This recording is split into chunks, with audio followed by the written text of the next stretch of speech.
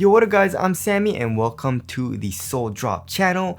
And today we're going to be talking about the most worn hoop shoes in the NBA. We got a top 20 list, and also it's based on how many minutes was played in the shoe. I don't even know how they got this information. That's crazy.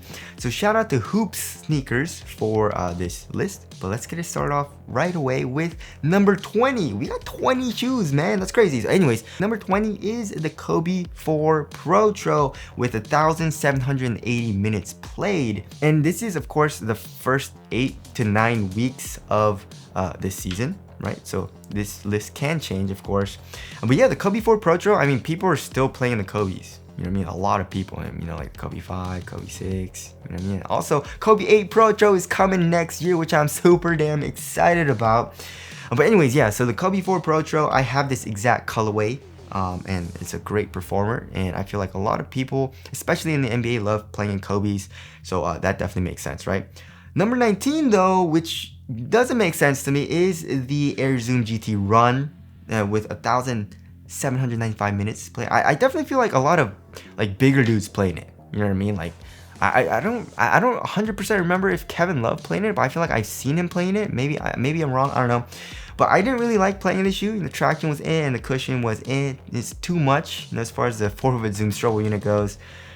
So that's pretty surprising, but of course, you know, it's just my opinion. You know, I don't like the shoe. It doesn't make it bad, you know. Definitely, you know, there's obviously people that like it, especially in the NBA. So anyways, that's number 19. Moving on to number 18, we got the Converse All-Star BB Prototype CX with 1,810 minutes played, and it's honestly, you know, it's a solid performer, but you know, definitely not my favorite. If you watch the performance review, I mean, it's like, it's a little bulky, the traction, not the best on dust, but you know, NBA players are playing on pristine courts. Man, I guess it makes sense. You know, I feel like if you're signed with Converse, you're probably playing in the shoe, you know what I mean? So there's that. Moving on to number 17, we actually have the Jordan Luka 1s with 1,974 minutes played, and I feel like I haven't seen anyone play in the Luka 1s besides Luka, so maybe it's all Luka's minutes in this shoe, you know what I mean?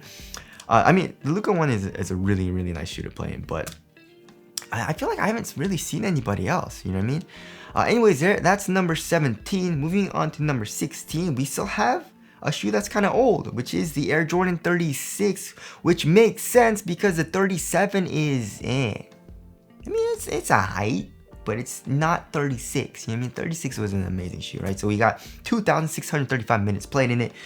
And yeah, it's just a very, very solid shoe. And out of all, like the 34, 35, and 36, the 36 is definitely my favorite. You know, we got the Leno weave, super minimal, very good ventilation, cushion with the full length Zoom strobel is nice and bouncy, traction is top tier. So that definitely makes sense, I guess. Even though it is an older shoe, it's still on this list. Now moving on to number 15, we got the Nike Kyrie Infinity with 2,788 minutes played in it. I mean, Kyrie doesn't even play in the Infinities, you know what I mean? But I guess, you know, it makes sense. Kyries are usually very popular, even in the NBA.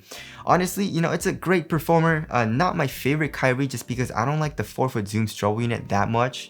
I mean, I do like it at times, but also at times I don't really like it if I want something more responsive. But overall, it's a great shoe, and it makes sense that it's on this list, you know? Moving on to number 14, however, we got the Kyrie 7. The Kyrie 7 is even older than the Kyrie Infinity, and it's still on this list because I feel like it's just overall better. You know, the Kyrie 7 has better traction than the Infinity. Cushion also is a little bit more responsive, but we still have that Zoom Turbo unit in the 4-foot, which still has nice bounce. It's just not as crazy, you know? And also it's more responsive. Materials, I mean, I feel like the Infinity is a little bit better, but it's still not bad in the 7. So we got 3,095 minutes played in the Kyrie 7. So yeah, that's pretty surprising. You know, it's a 2-year-old shoe, right? Next, we got the New Balance 2-Way V3 coming in at number 13 with 3,279 minutes played. And I feel like that's because, you know, if you're signed with New Balance, that's the shoe you're wearing. This is the only shoe that they have besides the Kawhi 2. So, I mean, it's definitely not a bad thing because the 2-Way V3 is an amazing performer with 3,279 minutes. But if you're signed with New Balance, that's probably the shoe you're wearing, right? I mean, Jamal Murray and Zach LaVine. There's definitely some other people, but I can't remember them right now. But yeah, it's still an amazing performer for a great price. 120 bucks. We got full length fuel cell, which is super low to the ground, but you still have, good impact protection and a little bit of compression. Traction is also very nice. So yeah, the 2AV3, that definitely does make sense. Coming in at number 12, look at this. We got the KD14. That's a almost 2-year-old shoe. I mean, I feel like the KD15's been out for quite a while, right? Or am I tripping? I don't know.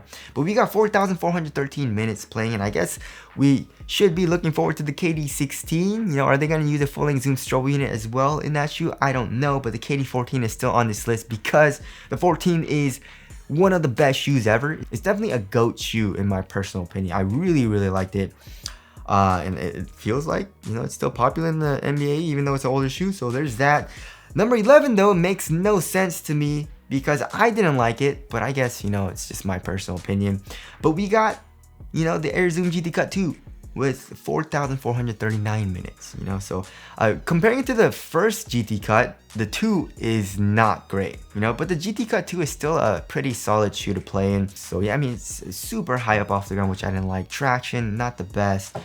Crazy snug fit. But it's like still kind of sloppy as far as lockdown goes. It's definitely not my favorite, So I just don't understand why it's on this list, but I guess it is, right? Now we got the top 10, right? So we got the Adidas Dame 8 with 4,635 minutes played, which is kind of crazy because I didn't really like the Dame 8, and I thought like most people wouldn't like it either because of the crazy soft cushion. You know what I mean? It's honestly, like, I'm light, and like it was even soft for me. Like I felt kind of slow even playing in it, so it's kind of weird. But we got 4,635 minutes played in it, and yeah, it's pretty interesting, right? Coming in at number 9, we got the PG5, which is also pretty crazy because the PG5 is also a year old, almost 2 years. We got 4,697 minutes played in it, but it is a overall very good performer, super lightweight, great traction, cushion with the full-length air strobe unit. It's very, very nice. Just super cheap feeling, which I didn't like, but overall a very nice performer, so that makes sense.